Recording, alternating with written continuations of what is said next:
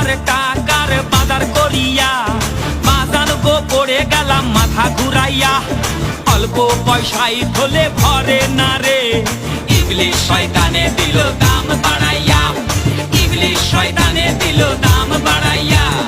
ইবলিশ শয়তানে দিল দাম বাড়াইয়া। ইবলিশ শয়তানে দিল দাম বাড়াইয়া।